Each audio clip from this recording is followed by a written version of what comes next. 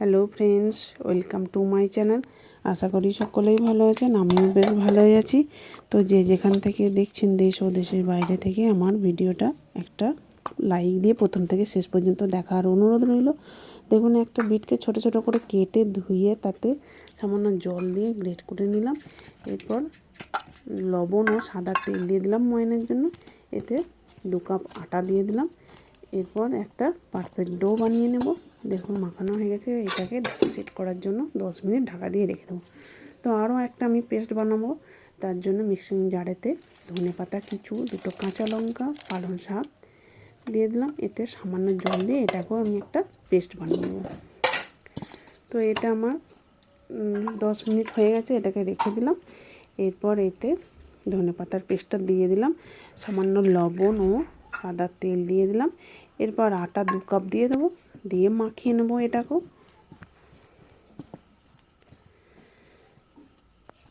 তো দেখুন, মাখানো হয়ে গেছে।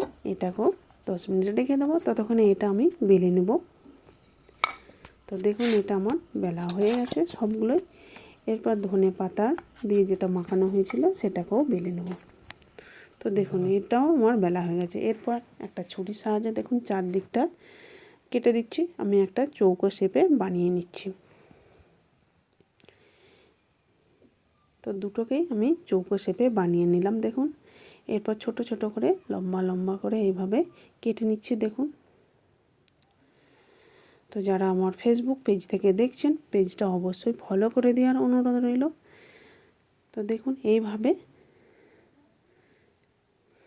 মুড়ে দিচ্ছি। তো আপনাদের বোঝানোর জন্য দেখুন, খুবই আস্তে আস্তে করে দেখিয়ে দিচ্ছি। তো বাড়িতে আপনারা অবশ্যই বানিয়ে দেখুন, কেমন হলো কমেন্ট করে জানাতে ভুলবেন না। তো আপনারা যাতে ভালোভাবে বুঝতে পারেন, দেখুন আরও একটা এইভাবে দেখিয়ে দিলাম। তো চৌকো শেপে আমি 2টো বানিয়েছি। এরপর চৌকো শেপে বানিয়ে সেটাকে আরও গোল গোল 2টো শেপে বানিয়ে নিচ্ছি। দেখুন দেখুন কতটা সুন্দর হয়েছে, কেউ কোথাও খুলেও যাচ্ছে না, কিছু না। দেখুন, আরও একটা বানিয়ে দিলাম আপনাদের দেখতে সুবিধার জন্য। এরপর সাদা তেল দিয়ে 2 পিঠে উল্টে পাল্টে ভেজে নেব।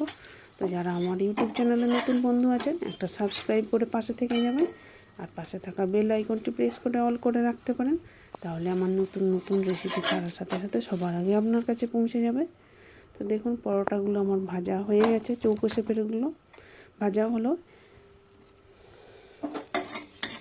তো আঁচটা এই অবস্থায় লো টু মিডিয়াম আঁচে রেখে পরোটাগুলো ভাজতে থাকবো।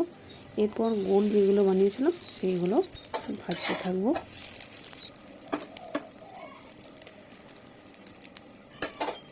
ভালো যদি লেগে থাকে অবশ্যই লাইক, কমেন্ট, শেয়ার করে দেবেন। দেখুন কতটা সুন্দর হয়েছে, কোনো ফুলে বেরিয়েও যাচ্ছে না, কিছুই না। তো আপনাদের বোঝানোর জন্য আরও একটা বানিয়ে দেখিয়ে দিচ্ছি। দেখুন,